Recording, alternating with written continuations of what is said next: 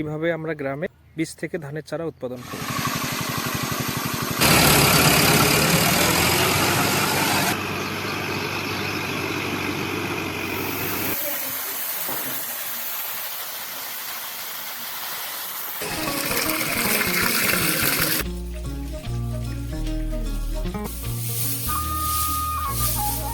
যে দাদা ধানের বীজ ফেলাই দিবে, এগুলো তো সবাই পারে না।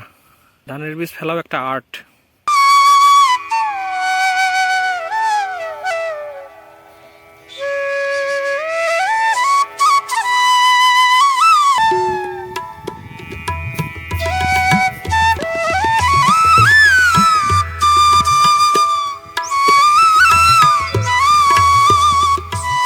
এই যে দেখুন ধানের চারা, ধানের বীজ ফেলা হয়েছিল, সেই ধানের বীজ থেকে ধানের চারা কত বড় হয়ে গেছে।